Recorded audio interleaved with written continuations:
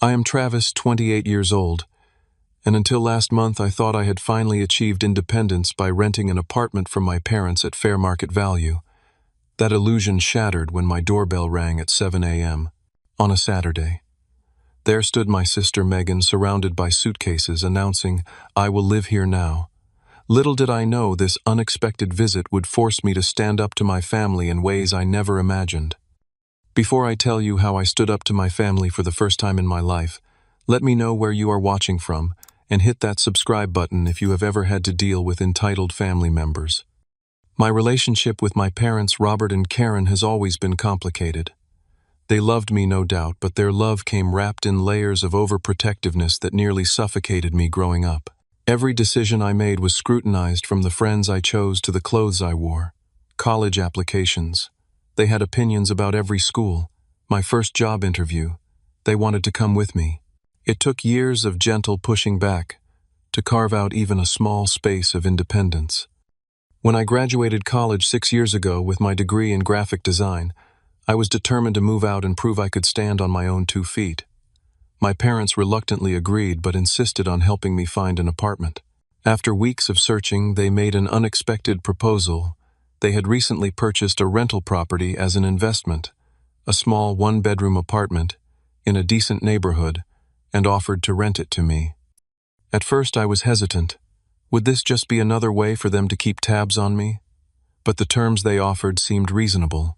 I would pay fair market rent, we would have a legally binding lease agreement, and they promised to respect my privacy as they would any tenant.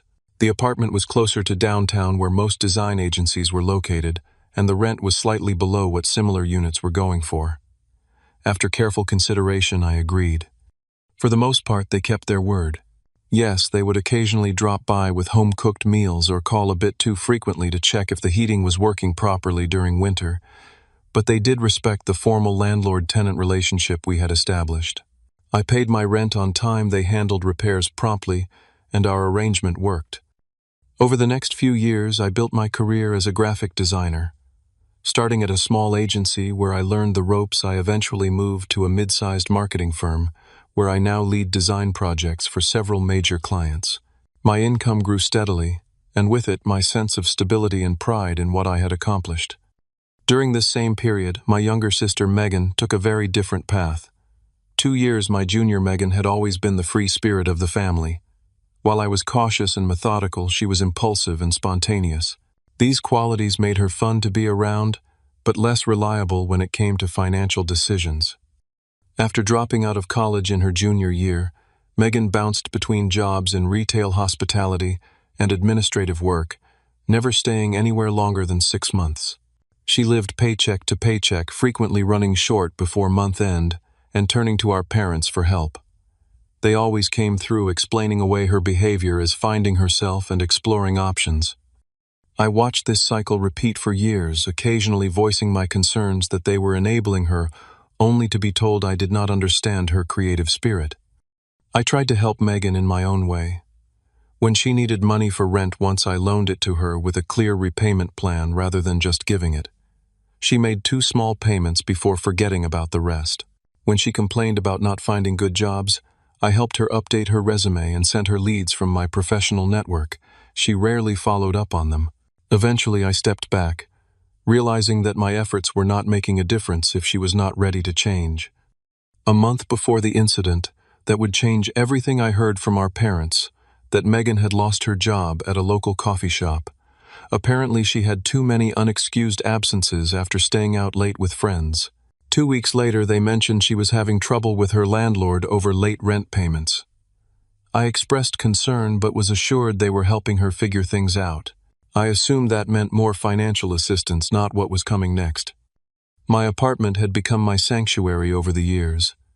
I had carefully furnished it with pieces that reflected my personality and design aesthetic. My gray sectional sofa was where I unwound after long workdays, watching documentaries on my wall-mounted television. The solid oak dining table I had refinished myself served as both eating space and work surface when I brought projects home. My bedroom featured a queen-sized platform bed with built-in storage and a small but perfect desk where I did freelance work on weekends. The walls were adorned with framed prints from local artists I admired, and houseplants thrived on every available surface. It was not luxurious, but it was mine, created through years of careful saving and intentional choices. My Saturday mornings followed a peaceful routine: wake up naturally around 8, brew fresh coffee in my French press, and enjoy it on my small balcony overlooking a tree-lined street.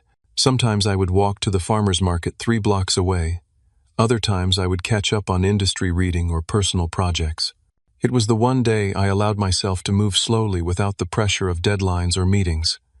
This particular Saturday would destroy that routine and ultimately change my relationship with my family forever. The insistent doorbell at 7 a.m. was just the beginning. When I opened the door that Saturday morning, still bleary-eyed and confused from being woken up so early, the sight that greeted me made no sense at first. Megan stood there, her blonde hair pulled back in a messy ponytail, wearing the confident smile she always used when she was about to ask for something unreasonable. Behind her were 3 large suitcases, 2 duffel bags, and several plastic storage containers stacked precariously on top of each other. Morning sleepyhead, she chirped, pushing past me into the apartment before I could even respond. Mom and Dad said you would not mind if I crashed here for a while. My roommate turned out to be such a psycho.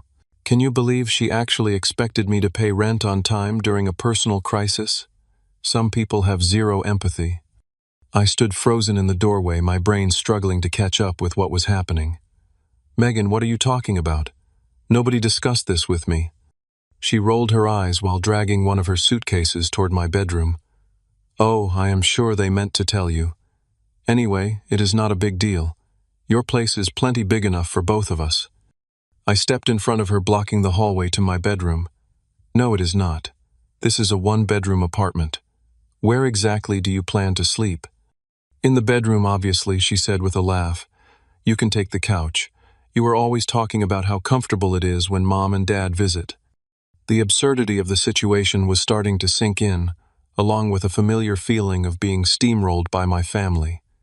I am not giving up my bedroom, and more importantly, you cannot just show up and announce you are moving in. I work from home 3 days a week. I need my space. Megan's expression shifted from casual confidence to wounded innocence, another tactic I had seen her deploy countless times. Wow, I cannot believe you would turn away your own sister when she is going through a tough time. Mom and Dad already approved it. Call them if you do not believe me. And that is exactly what I did. With Megan making herself comfortable on my sofa and scrolling through her phone as if the matter was settled, I stepped onto the balcony and called our parents. Oh, Travis, good morning, my mother answered cheerfully. Did Megan arrive safely? The casual confirmation sent a surge of anger through me that I struggled to contain. Mom, why would you tell Megan she could stay with me without even asking me first? Honey, she is your sister, and she is going through a rough patch. Her landlord was being completely unreasonable about the rent being a few weeks late, and she had nowhere else to go. That does not explain why you did not discuss this with me before telling her she could move in, I insisted. My father's voice joined the call. Son, it is just temporary until she gets back on her feet. Family helps family. You have that whole apartment to yourself, surely you can share for a little while. I took a deep breath, trying to stay calm. Dad, I have a 1-bedroom apartment. There is no privacy, no extra space. I work from home part of the week. This will not work. Travis, my mother chimed in with the guilt-inducing tone I knew too well when you were struggling after college. We helped you out with the apartment. Now, it is your turn to help your sister. You did not help me out, I corrected her. I pay market rate rent. We have a legal lease agreement. This is a business arrangement that benefits both of us. That is just a formality my father dismissed. At the end of the day, we are family, and family comes first. Megan needs support right now. I looked through the sliding glass door at my sister, who was now rummaging through my refrigerator. How long is temporary? Does she have a plan to find a new job? A new apartment? The silence that followed told me everything I needed to know. Just give it a week or 2, my mother finally said. Things will work out, you will see. After ending the call, I stood on the balcony for several minutes, watching the early morning light spread across the neighborhood. I knew from experience that direct confrontation would only entrench my parents further in their position. For the moment, I would need to compromise. When I returned inside, Megan had made herself a sandwich, using the artisanal bread and premium turkey I had bought for my lunches the following week. So she asked through a mouthful, "Everything cool now?" "You can stay for the weekend," I said firmly. "Just until Monday. Then we need to figure out a better solution." Megan rolled her eyes.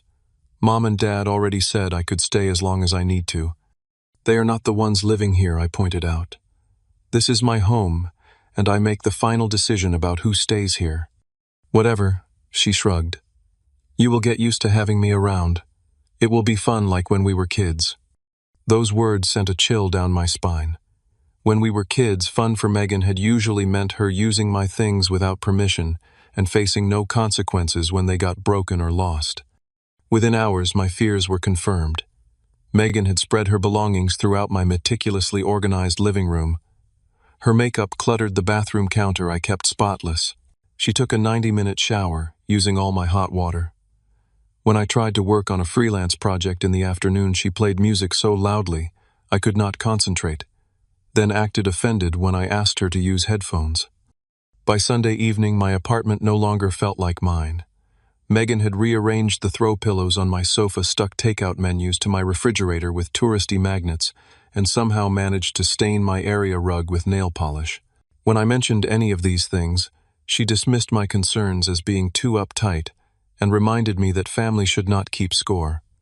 I went to bed Sunday night, hoping that my parents would come to their senses, or that Megan would recognize the imposition and make alternative arrangements. I could not have been more wrong. Monday morning brought no relief. I woke up early hoping to get some quiet work time before Megan emerged from her late night of binge-watching reality shows on my television. I had just settled at my dining table with my laptop and coffee when my doorbell rang again. When I opened the door, my parents stood there, both wearing expressions I could not quite read. My mother held a folder that immediately triggered my anxiety. "Good morning," I said cautiously. "I was not expecting you." "We thought we should discuss the new arrangement in person," my father replied, stepping inside without waiting for an invitation. My mother followed her eyes, scanning the apartment and noting Megan's possessions strewn about. "Is your sister still asleep?" she asked. I nodded, lowering my voice. "She was up until after 2 a.m. Look, I am glad you are here. We need to talk about how this situation is not sustainable." "That is exactly why we came," my father said, sitting down at my dining table and gesturing for me to join them. "There are some financial matters we need to discuss." My mother opened the folder and pulled out what I recognized as a copy of my lease agreement. "With Megan staying here now, there will naturally be some additional expenses. Utilities will go up, there will be more wear and tear on the apartment, that sort of thing." "I understand that," I said, feeling a small surge of hope that they were being practical about the situation. "If she stays more than a few days, she should contribute to those costs. But honestly, this space is too small for 2 people, especially when I need to work from home." My parents exchanged a look I had seen many times before, the one that meant they had already made a decision and were just going through the motions of discussion. "Actually," my father said, clearing his throat, "we have decided that the fairest approach would be to adjust your rent to reflect the changed circumstances." "Adjust it how?" I asked, though I already suspected the answer. My mother slid a paper across the table. It was an amended lease agreement with a new rent amount that was exactly double what I had been paying. "You want to double my rent?" I stared at them in disbelief. "How is that fair? I did not ask for a roommate. I do not want a roommate." "We need to cover our expenses for Megan," my father explained as if it was the most reasonable thing in the world. "She is not in a position to pay rent right now, but the costs of supporting her need to come from somewhere." I felt my face growing hot. "So let me get this straight. Megan loses her job because of her own irresponsibility. She gets evicted because she does not pay her rent. And your solution is to force her into my space and make me pay for the privilege." "Do not be so dramatic, Travis," my mother sighed. "Megan is going through a difficult time and needs family support. You have a stable job and can afford to help out." "That is not the point," I insisted. I already pay fair market rent for this apartment. If anything, Megan should be paying rent to me as a subletter, not that I want that arrangement at all." My father leaned forward. "Son, the lease agreement was always just a formality between family. The reality is that we own this apartment and we get to decide the terms." "A legal lease is not a formality," I countered. "It is a binding contract that protects both parties." "Be realistic," my mother interjected. "Would you rather we rented this place to a stranger at the current market rates, because we could get much more than what you are paying now?" I took a deep breath, trying to stay calm. "What about Megan taking some responsibility? Has she applied for new jobs?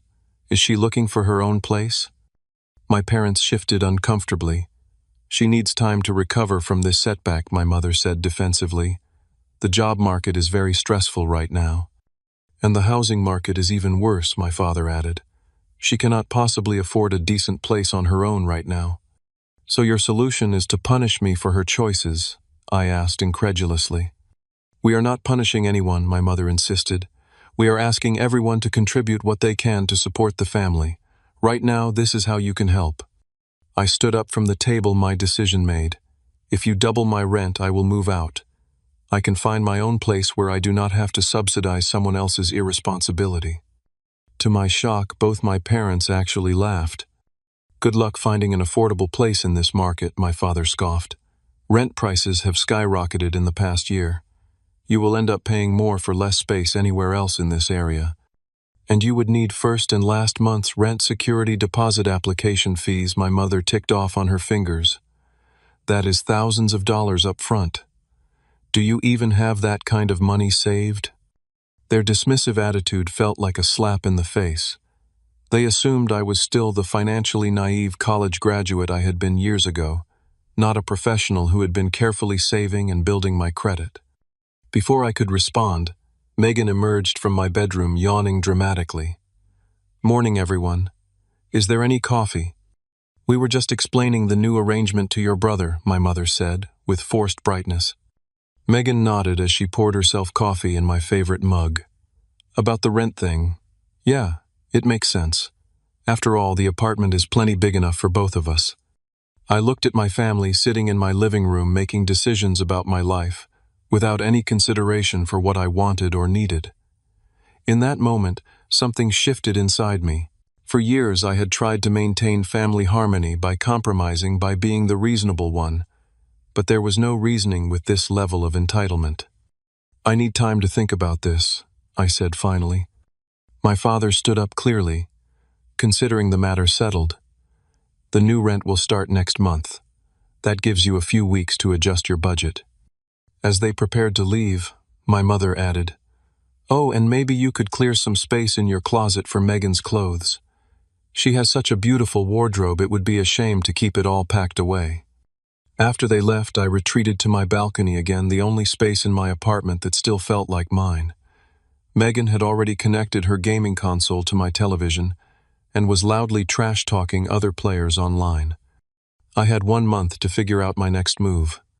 Living with Megan quickly proved even worse than I had anticipated. What was supposed to be a temporary weekend stay had morphed into an indefinite arrangement with my parents' full blessing and my complete frustration. By Wednesday of that first week, I had compiled a mental list of grievances that grew by the hour. Megan treated my refrigerator like a free vending machine, consuming food I had purchased and never replacing anything. Twice I came home from work expecting to have leftovers for dinner, only to find empty containers in the sink. "Oh, was that yours?" she would ask with feigned innocence when confronted. "I thought you were done with it. I will get groceries when I have some money coming in." That money, of course, never materialized because Megan's job search consisted of occasionally scrolling through listings while complaining that nothing was the right fit for her skills. What those skills were remained a mystery, since I had never seen her complete any task that did not directly benefit her immediate desires. The apartment's single bathroom became a constant battleground. Megan's extensive beauty routine meant she occupied it for hours each morning, often making me late for video meetings with clients. When I tried to establish a schedule, she agreed enthusiastically, and then ignored it completely the next day. "Creative people cannot be bound by rigid schedules," she informed me, when I knocked on the door 15 minutes before an important client call, desperately needing to shower and dress. My skincare routine has specific timing requirements. My work suffered the most from this new arrangement. As a graphic designer, I needed quiet concentration for detailed projects. Megan seemed physically incapable of understanding this concept. She would take phone calls on speaker in the living room while I was working, play music without headphones, and constantly interrupt me with trivial questions or observations. Travis, do you think I should go blonde again? Travis, have you seen this funny video, Travis? Which filter looks better for my social media post? Travis, can you help me draft an email to my old boss? It needs to sound professional, but also let her know she was totally unreasonable. When I explained that I was on deadline and needed to focus, she would pout dramatically. I'm just trying to bond with my big brother. Sorry for thinking you might want to actually talk to me. The situation with my workspace reached critical mass during my 3rd week of cohabitation with Hurricane Megan, as I had begun to think of her. I had an important video presentation with a potential new client, a national retail chain that could significantly boost my portfolio and income. I had warned Megan 3 days in advance that I would need the apartment quiet and to myself from 10 a.m. to noon on Thursday. No problem, she had assured me. I will make myself scarce. Thursday morning arrived, and I set up my presentation materials at my dining table, which served as my work-from-home space. I had arranged my background carefully with a bookshelf visible, and a small plant adding a touch of professionalism to the frame. 30 minutes before the call, Megan was still in her pajamas eating cereal on the couch. Megan, you said you would be out during my presentation. I reminded her with growing anxiety. Relax, she said through a mouthful of my premium granola. I will just hang out in the bedroom. You will not even know I am here. Reluctantly, I accepted this compromise, making her promise to stay quiet. The call began well. The clients seemed impressed with my portfolio and the initial concepts I had developed for their brand refresh. I was just getting to the core of my presentation when the bedroom door flew open. Megan strolled out in a towel, apparently having decided this was the perfect time to shower. She walked directly behind me, visible to everyone on the call, and gave a little wave to my clients before disappearing into the bathroom. The shower started running loudly in the background of my professional presentation. I tried to continue, mortified but determined to salvage the situation. 10 minutes later, as I was answering questions about implementation timelines, Megan emerged again, this time fully dressed but blow-drying her hair without closing the bathroom door. The noise made conversation impossible. I'm so sorry, I said to the clients, feeling my chance at this project slipping away. Could you give me just one moment? I muted myself, rushed to the bathroom, and closed the door, giving Megan a look that should have turned her to stone. When the call mercifully ended, I knew from the client's polite but distant goodbyes that I had lost the opportunity. The damage to my professional reputation was done. What is wrong with you? I demanded when Megan finally emerged. You knew how important that was to me. She shrugged, completely unconcerned. It is not like I interrupted on purpose. I needed to shower and I tried to be quick about it. Besides, they seemed nice. I bet they will still hire you. That night I received an email thanking me for my time but informing me they had decided to go with another designer. The lost income from that contract would have covered 3 months of my current rent. The final straw came that weekend. I had decided to stay late at the office on Friday to finish a project, grateful for the peace and quiet. When I returned home around 9 p.m., music was blaring from my apartment, audible even from the building's entrance. As I approached my door, I could hear multiple voices and laughter. Inside, I found a full-blown party in progress. At least 15 people were crammed into my small living room. Someone had moved my dining table to make a space for dancing. Drinks balanced precariously on my bookshelves, and the air was thick with cigarette smoke despite my building's strict no-smoking policy. Megan spotted me from across the room and bounded over clearly several drinks into her evening. Travis, you are finally home, everyone. This is my super serious brother whose apartment we are enjoying. A few people raised their glasses in my direction before returning to their conversations. What is going on here? I asked, struggling to keep my voice level. Just a little get-together. Megan slurred slightly. Some friends from my old job were free, and I thought, why not? You did not think to ask me before inviting people into my home. I surveyed the room, noticing a red wine spill on my couch that no one had bothered to clean up. You always say you should socialize more, she countered. I am helping you meet new people. I need everyone out, I said firmly. Now. Do not be such a buzzkill, Megan pouted. It is barely 11. The night is young. I do not care. This is my apartment, and I did not authorize this party. Everyone needs to leave. Megan's expression hardened. Actually, according to Mom and Dad, it is our apartment now. I live here too, and I have the right to have friends over. In that moment, something inside me snapped. I walked to the stereo system and unplugged it, plunging the room into sudden silence. This party is over. Everyone who does not live here needs to leave immediately, or I will call building security. The partygoers, sensing the tension, began to gather their belongings. Megan stood in the center of the room, face flushed with alcohol and anger. You are such a controlling jerk, she hissed as her friends filed out. No wonder you do not have any friends of your own. After the last guest left, I surveyed the damage to my apartment. Beer cans and liquor bottles littered every surface. Someone had broken one of my framed prints. The bathroom was in a state that defied description. And my couch, my beautiful gray sectional that I had saved for months to purchase, now bore an ominous red stain that I suspected would never fully come out. You need to clean this up, I told Megan. She rolled her eyes and flopped onto the stained couch. I will do it tomorrow. I am too tired now. Number, you will do it now. Or what she challenged, the familiar confidence of someone who had never faced consequences returning to her voice. You will tell Mom and Dad, go ahead. They already think you are being selfish about this whole arrangement. In that moment, looking at my sister lounging on my ruined furniture in my violated space, I made my decision. My family had pushed me too far, and it was time to push back. The morning after Megan's disastrous party, I left the apartment early, leaving her sleeping amid the mess she had created. I needed space to think clearly away from the constant reminder of my family's disregard for my boundaries. I found myself at a local coffee shop where Jason, one of my closest friends from college who had gone on to become a real estate attorney, agreed to meet me on short notice. So let me get this straight, Jason said, after I had explained the situation. Your parents doubled your rent to subsidize your unemployed sister, who they forced into your one-bedroom apartment without your consent, and now she is throwing parties that are damaging your property and potentially your professional reputation. That pretty much sums it up. I confirmed the ridiculousness of the situation hitting me anew as I heard it described by someone outside the family dynamic. Jason shook his head. And what exactly does your lease say about subletting or additional occupants? I pulled out my copy of the lease agreement and pushed it across the table.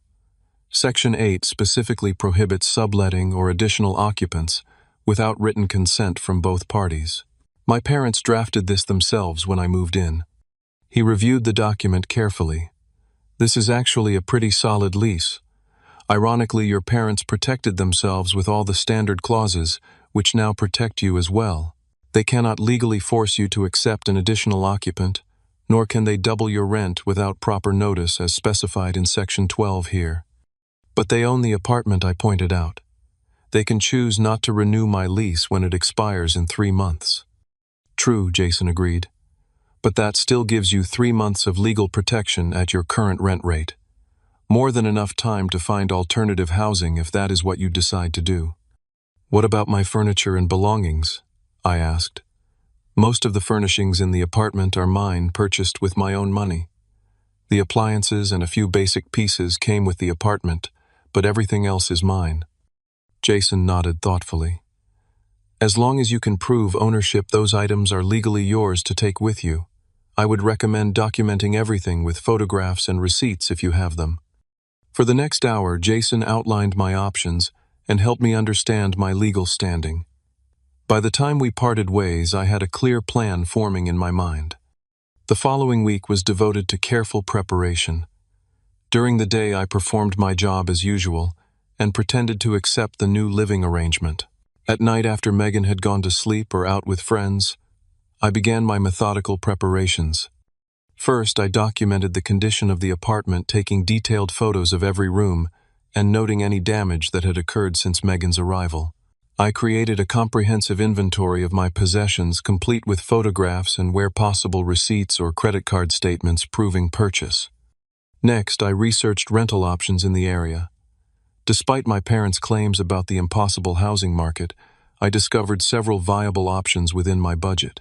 One in particular caught my attention: a modern one-bedroom in a newly renovated building, slightly farther from downtown but offering better amenities than my current place. The rent was only marginally higher than what I currently paid, and significantly less than the doubled amount my parents were demanding. By the end of the week, I had submitted an application, passed the background check, and signed a lease on the new apartment, using some of my carefully saved emergency fund to cover the security deposit and first month's rent. The final piece of my plan required the most precise timing. I waited for a day when I knew my entire family would be occupied. My parents had mentioned attending a day-long charity event, and Megan had been invited to a former co-worker's birthday celebration that would keep her out from midday until late evening. I requested a personal day from work, citing a minor medical procedure that would require recovery time. The morning of my chosen day, I confirmed that my family had left for their respective engagements. Then I put my plan into action. A moving truck I had reserved arrived at 9 a.m., along with 3 professional movers I had hired, and 2 friends who had volunteered to help after hearing my situation. "We need to be efficient," I explained to the team. "I have created a floor plan of where everything is located and what needs to be moved." I handed each of them a detailed inventory list with photographs attached. We started with the largest items: my sectional sofa, with the wine stain now professionally treated, but still visible, my dining table and chairs, my platform bed, and my desk. Each piece had its own story. The sofa represented my first major furniture purchase, bought after receiving a performance bonus at work. The dining table I had found at a flea market and spent weeks refinishing by hand. The desk had been a gift to myself when I landed my current job. As each piece was carefully wrapped and loaded onto the truck, I felt a mixture of sadness and liberation. These possessions represented years of independence and achievement, and now they were helping me claim an even deeper level of autonomy from my family's manipulations. We moved on to smaller items: my television and electronics, kitchenware, books, and personal effects, my collection of design books and art supplies, the handmade ceramic bowls I had purchased from a local artist, the limited edition prints that had hung on my walls, the plants I had nurtured for years. By 3 in the afternoon, the apartment was transformed. All that remained were the basic appliances that had come with the unit: the inexpensive sofa bed in the living room that my parents had provided for guests, and the generic dining set they had initially furnished the kitchen with. The walls were bare of art, the surfaces cleared of my possessions. It looked eerily like it had the day I moved in 6 years earlier, though now with the added wear and tear of habitation. I performed a final walkthrough, making sure I had not overlooked anything important. In the bedroom, I left the standard issue blinds, but took the blackout curtains I had installed. In the bathroom, I left the shower curtain, but packed my good towels and all personal care items. In the kitchen, I left the microwave that had come with the apartment, but took the French press coffee grinder and quality knives I had invested in over the years. The final item I packed was a small potted succulent that had been a housewarming gift from a coworker when I first moved in. It had survived my initial clueless plant parenting and thrived under increasingly knowledgeable care, eventually producing tiny offshoots that I had replanted. In many ways, it represented my own growth over the years in this space. With the moving truck loaded and on its way to my new apartment, I sat down at the now empty dining table and wrote a letter to my family. I explained my decision clearly and unemotionally, outlined the legal basis for my actions, and expressed hope that once the initial anger passed, we might rebuild our relationship on more respectful terms. I placed my copy of the apartment keys on top of the letter, took one last look around the stripped-down space, and closed the door behind me. As I drove to my new apartment to meet the moving truck, I felt a weight lifting from my shoulders. For perhaps the first time in my adult life, I had set a boundary with my family and held firm regardless of the emotional manipulation they had deployed. Whatever came next, I knew I had taken a crucial step toward genuine independence. The first indication of my family's reaction came less than 2 hours after I had settled into my new apartment. My phone exploded with notifications, 12 missed calls from my mother, 8 from my father, and a stream of increasingly furious text messages from Megan. "How could you do this?" Read Megan's first message, followed by, "I came home to nothing," and then "Mom and Dad are freaking out." I had anticipated this reaction and had already decided to maintain minimal contact during the initial emotional fallout. I sent a brief text to my parents. "I have received your messages." I left a letter explaining my decision. "I am safe and will contact you when everyone has had time to process this change." Then I silenced my phone and continued unpacking my possessions in my new space, arranging furniture and hanging artwork in a layout that felt both familiar and refreshingly different.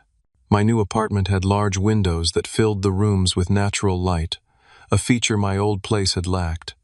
The kitchen was smaller but more efficiently designed, and the bathroom had been recently updated with modern fixtures. Most importantly, it was mine alone, a sanctuary where no one could impose their will without my consent. The next morning I woke to find that the digital bombardment had intensified overnight. Megan had posted a series of stories on her social media accounts, painting me as the villain who had abandoned his poor, struggling sister without warning. "My own brother left me with nothing but an empty apartment," she wrote, accompanied by photos of the bare rooms that conveniently omitted the basic furniture I had left behind. My parents had graduated from calls and texts to emails, their messages swinging between guilt-inducing pleas. "How could you do this to your sister? She is devastated and has nowhere to sleep," and thinly veiled threats. "Your lease clearly states that removing fixtures without permission forfeits your security deposit." I responded with a single factual email. All items removed were my personal property purchased with my own funds. The apartment retains all fixtures and furnishings that were present when I signed the lease. I have extensive documentation and photographs to verify this, as well as witnesses to the moving process. I am willing to discuss this matter further once everyone is ready to have a calm, respectful conversation.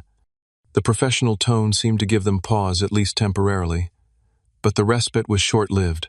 That afternoon, as I was setting up my home office in the second bedroom of my new apartment, a luxury my previous place had not afforded, I received a call from a coworker. Travis, your parents are here at the office asking for you. They seem pretty upset. Security is talking to them, but I thought you should know."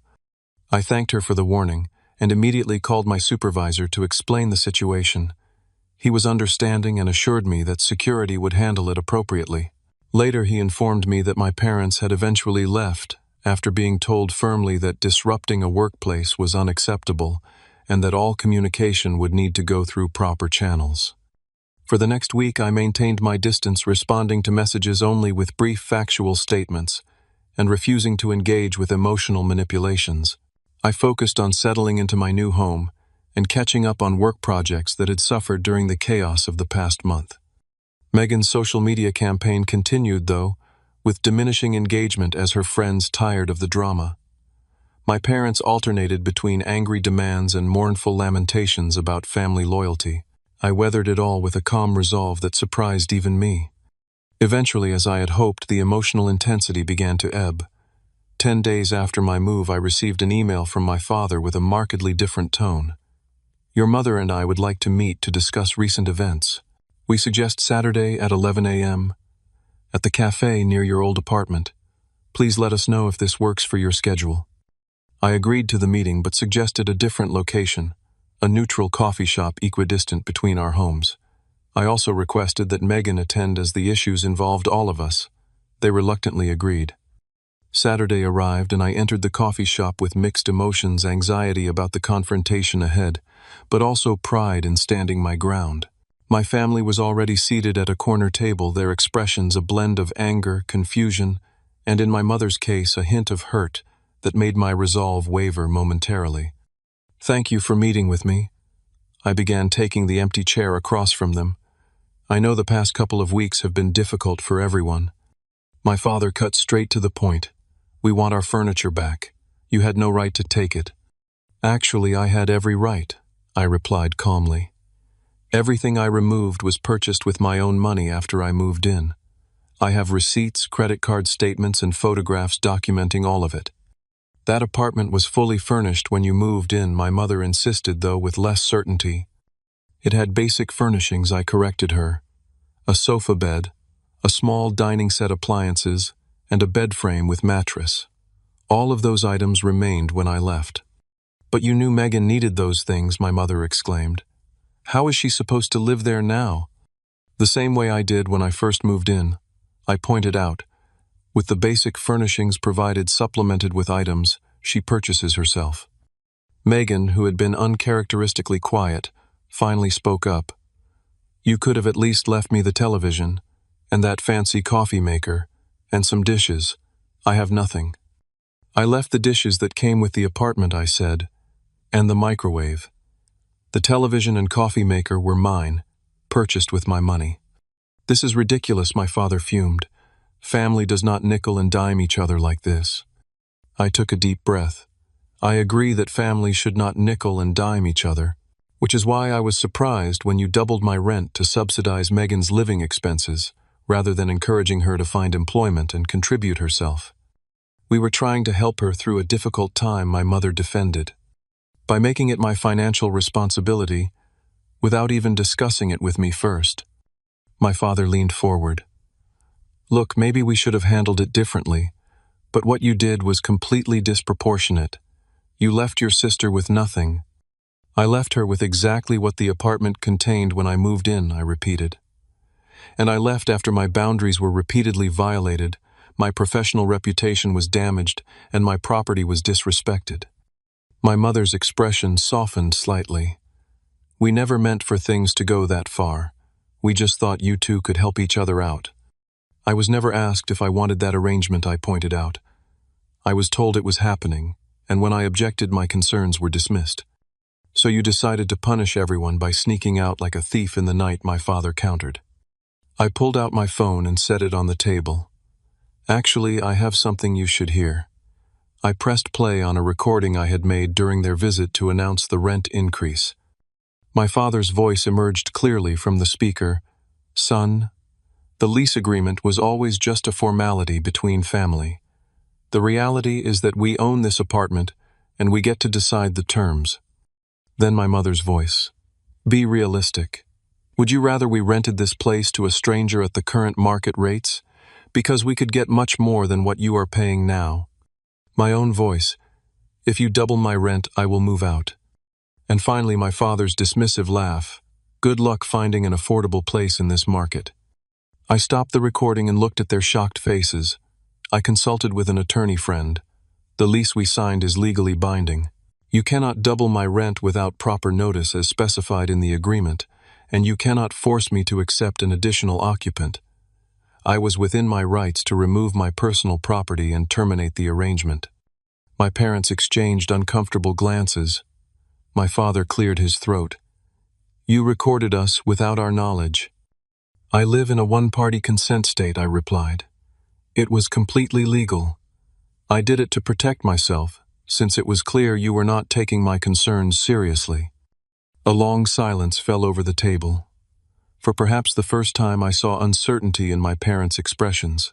They had always operated on the assumption that family bonds would trump all other considerations, that emotional appeals would overcome any resistance to their plans. My methodical, legally sound response had caught them completely off guard. Megan broke the silence with an unexpected question. How did you afford a new place, with all the deposits and everything? I have been saving consistently for years, I explained. Building an emergency fund, maintaining good credit, being financially responsible. Something shifted in her expression, a fleeting mix of surprise and perhaps a touch of respect. Oh, I know we have all said and done hurtful things in the past few weeks, I continued, softening my tone. But I hope we can find a way forward that respects everyone's boundaries and needs. My mother's eyes filled with tears. We never meant to hurt you, Travis. We were just trying to take care of both our children. I know, I acknowledged. But I am an adult now. I need to be consulted about decisions that affect my life, not just informed after the fact. My father sat back in his chair, his anger seemingly deflated. So where does this leave us? That depends on all of us, I said. I am willing to work on rebuilding our relationship, but some things need to change. We need to communicate better, respect each other's boundaries, treat each other as adults. The conversation that followed was not easy. Old patterns do not dissolve in a single discussion. But for perhaps the first time, my family was listening to me, really listening without immediately dismissing my perspective. It was a small step, but a significant one. As we prepared to leave, Megan surprised me again. Your new place. Is it nice? It is, I told her. Different, but nice in its own way. She nodded thoughtfully. Maybe I should start looking for a job again. A real one, I mean. It was not an apology, not exactly. But coming from Megan, it felt like the beginning of something new. 6 months after my abrupt departure from the family apartment, I sat on the balcony of my new home watching the sunset paint the sky in shades of orange and pink. The potted succulent that had accompanied me from my old place had thrived in its new environment, sprouting new growth that seemed to mirror my own personal development. The transition had not been easy. For the first month after our coffee shop, communication with my family had been minimal and strained. My parents, still processing their shock at my decisive action, maintained a cool distance. Megan, surprisingly, was the first to reach out in a meaningful way. I got a job, her text message read, 3 weeks after our meeting. Assistant manager at a boutique downtown. The pay is not amazing, but it is a start. I congratulated her sincerely, and we began a cautious exchange of messages that gradually increased in frequency and warmth. She asked for advice on building a budget, something I had never expected from my impulsive sister. I shared the financial management templates I had developed for myself over the years, carefully adjusted to her income level and goals. My parents took longer to come around. The turning point came when my father called me one evening, his voice uncharacteristically hesitant. Your mother and I have been talking, he began, about what happened, about how we handled things with you and Megan. I waited, giving him space to continue at his own pace. We may have. Well, we treated you differently, expected more from you because you seemed more capable. It was not fair, and we see that now. It was not exactly an apology, but from my proud father, it was a significant acknowledgement. Thank you for saying that, I replied. It means a lot to hear you recognize it. The conversation that followed was one of the most honest we had ever shared. My father admitted that they had enabled Megan's irresponsibility out of a fear that she would fail without their intervention. In doing so, they had burdened me with unfair expectations while simultaneously undermining my independence. We thought we were helping both of you in different ways, he explained. But we can see now that we were not helping either of you become truly independent adults. Over the following months, our family dynamic began a slow but meaningful transformation. My mother invited me to dinner at their home, making a point to ask in advance rather than assuming my availability. My father consulted me about some investment decisions, treating my opinions with newfound respect. Small steps, but significant ones. Megan, to everyone's surprise, thrived with her new responsibilities. The boutique job suited her social nature and eye for style, and the structured environment provided the accountability she had previously lacked. She moved into the family apartment, officially now paying rent directly to our parents at a reasonable rate that increased gradually as her income stabilized. I actually cleaned the place this weekend, she told me during one of our now regular phone calls. Like, really cleaned it. I even bought plants. Is this what being an adult feels like? I laughed. Part of it anyway, the boring but satisfying part. 4 months after my move, I invited my family to dinner at my new apartment. It was the first time they would see where I lived, and I felt a mixture of pride and nervousness as I prepared for their visit. I had arranged my furniture thoughtfully in the space, creating an environment that reflected my personality while remaining welcoming to guests. When they arrived, I watched their expressions as they took in the space I had created for myself. My mother noted the well-equipped kitchen, my father commented on the practical layout of my home office, and Megan immediately gravitated to the artwork on my walls. This place suits you, she said simply, and I felt a warmth of recognition that had often been missing in our relationship. The dinner was not perfect. Old patterns occasionally surfaced in conversations, but we were all making conscious efforts to communicate differently. When my mother began to offer unsolicited advice about my career path, she caught herself mid-sentence and rephrased it as a question instead. When my father started to lecture Megan about her spending habits, he paused and acknowledged that she was making her own decisions now. As they prepared to leave that evening, my mother embraced me tightly. "I am proud of you," she whispered. "Not just for your success, but for standing up for yourself, even when it was hard for us to hear." Now, 6 months into my new independence, I reflected on the profound shifts that had occurred not just in my living situation, but in my relationships. The stand I had taken, though difficult and at times painful, had ultimately created space for growth on all sides. My relationship with my family had evolved from one of expected compliance to mutual respect. My parents, though still occasionally slipping into old habits, had begun to see both their children as adults with distinct needs and boundaries. Megan had discovered capabilities within herself that might have remained dormant had we all continued in our established patterns. As for me, I had learned that setting firm boundaries was not selfish, but necessary for healthy relationships. That family love could withstand conflict and even emerge stronger from it. That independence was not just about physical space or financial self-sufficiency, but about the courage to define and defend your own needs, even against those you care about most. The apartment around me was more than just a collection of rooms and possessions. It was tangible proof that I had claimed my autonomy and built a life on my own terms. Each piece of furniture, each carefully chosen decoration, represented a choice made freely, without obligation or resentment. My phone chimed with a message from Megan. "Guess what got promoted to full manager today? Celebrating this weekend. You in?" I smiled as I typed my reply. "Absolutely, proud of you." Some might say I acted drastically by moving out the way I did, but sometimes a dramatic gesture is necessary to break entrenched patterns.